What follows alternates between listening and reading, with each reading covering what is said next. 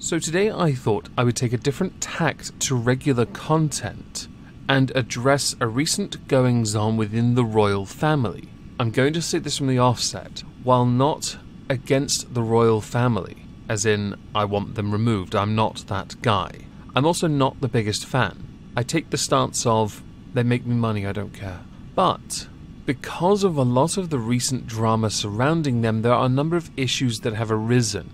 And I feel somewhat sorry for Queen Elizabeth, because she's been put in a position where Charles had to strip Andrew basically of all senior duties, because of Andrew's involvement and connection with an unnameable person who is no longer with us, even though he didn't end his own life. Yes, I went there, I guess.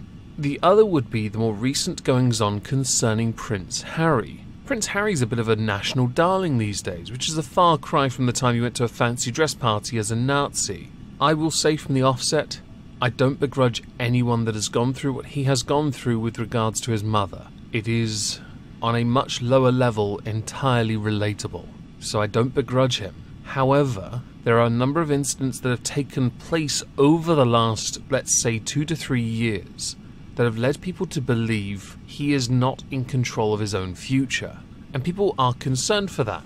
The thing that started a lot of this, the most recent thing that is anyway, is that he and his wife have now agreed and announced to step away formally from senior royal duties. There are a number of issues with this, and there was some fallout. One of the major issues is, as senior royals, they are expected to perform certain duties to earn a certain amount of money. That money is their living allowance. It is derived from the crown, and that is derived from taxes. And, of course, any businesses they own estate-wise. Yeah. Before that, there were a number of interviews they had given. During those interviews, which were somewhat cringy, Harry would start a sentence and Meghan would finish the sentence, which is not a problem in the slightest. But people pounced on this as an indicator that she was controlling him. I take the stance of, I just don't care. I do care in one sense, but it is not in the overarching sense of, is she controlling him? Because I just don't give a monkeys if she is or not. With those interviews, the popularity of Harry and Meghan went down, in favour of people preferring Prince Charles, somebody who has been universally unpopular since he married his mistress, and in fact long before. The word entitled was synonymous with him, but now he is seen as a worthy king, when he eventually gets it, if at all, long may she reign. Because of the optics around that, and the nature of the way they portrayed themselves, which a lot of the time centred around the fact that Meghan would point out Harry hasn't gotten over the loss of his mother, and Harry would then point out he doesn't like the media scrutiny, people got a bit upset about that. I can understand the grief, and I can certainly understand the complexity when it comes to how one is judged in public eye. I really do understand, because I'm not so stupid as to not believe you would experience it. Not because I have experienced that, of course not. I'm just a peasant. But to go back now to the more recent event, the fallout was many people said, you now need to have your titles removed. Those titles were a gift. I don't know if you can get them refunded at Poundland, but I think you might stand a chance at Cash Converters. Or Cash My Gold, whichever's easiest for you. You've got to get those deals right after all. And there is a point to that, because if you are a senior royal, you hold a senior title. But if you're no longer a senior royal, then those titles are redundant. In fact, you bring shame to those titles, and Sussex deserves better, to be honest. As somebody that was born in West Sussex, yes, give them back. The taxpayer money part, there is also a point to, because you should not be taking money from the crown that you are not doing a job to earn.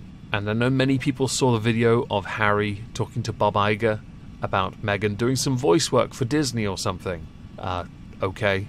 Go ahead. Another position that many held was that perhaps it was best for them anyway, because in reality, don't they deserve a nice, quiet life? Others hid behind the identity aspect of it, and I don't care for it, and I think you all know what I mean by identity aspect of it. I don't care. Others correctly predicted that it was more than likely actually more of a nudge in a direction because the Queen wanted to reduce the scale of the monarchy, because there are a lot of children, a lot of grandchildren, and a lot of great-grandchildren, all holding titles. That spreads the monarchy quite thin, and it needs to be more direct now. You have the Queen, Prince Charles, Prince William, and Prince George.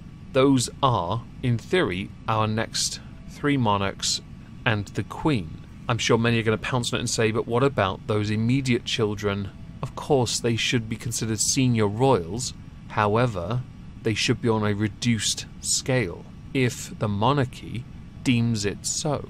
And I tend to agree. So perhaps it's not such a bad idea that Harry go somewhere else and live a quieter life, if that is what Harry wants.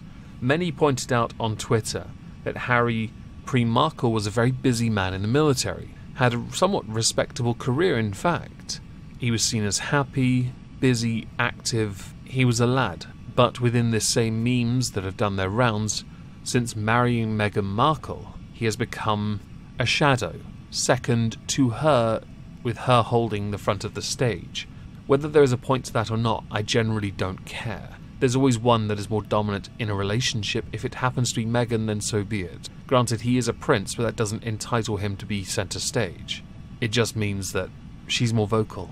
Another position others have held, because there are many positions if you hadn't noticed already, is that this is another damning statement for the fractured relationship between that of Harry and William. A relationship that was seen as concrete, reinforced steel upgrade concrete, because they were utterly inseparable for the longest time, as is customary with family. Regardless of public life or not, you are quite close until a moment.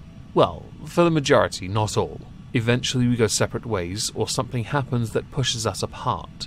There will always be family, but eventually there was going to be a problem. The most glaring problem is the fact that William will eventually become king. That would cause a greater divide because as head of the monarchy he has other responsibilities. There is another issue here that I will address in a moment.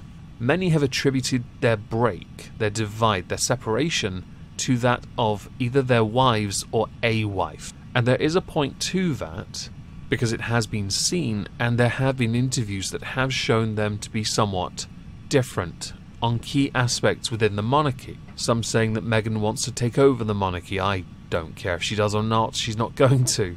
Harry's so far down the line, at best all you can do is say you married a prince. Which you did, congratulations Meghan.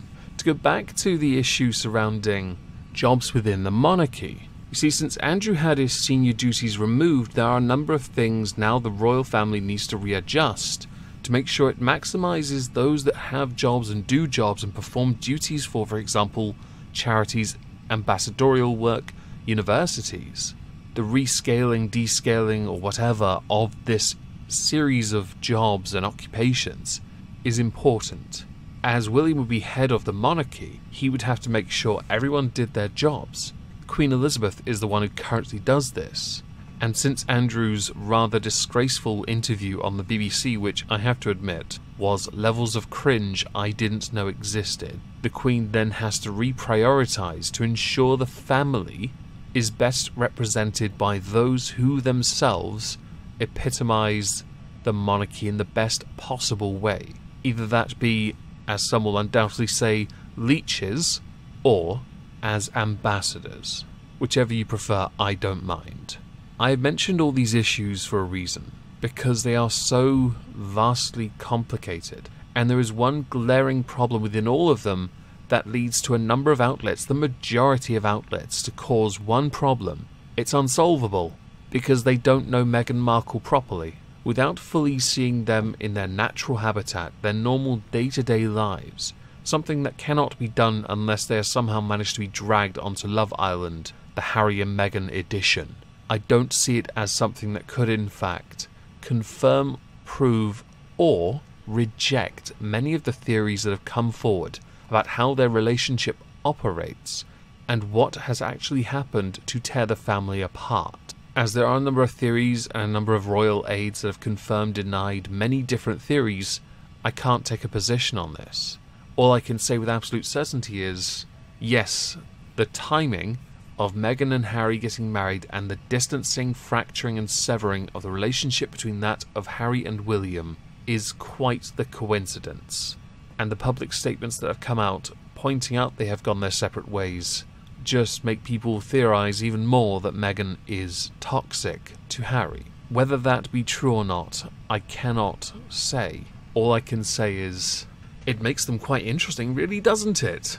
I mean, I'm paying more attention to the royal family over the last 6 months than I've ever done in decades. In fact, the last time I bothered to watch the royal family, everyone was obsessing over Pippa Middleton's bottom in that bridesmaid dress. Grats, everyone?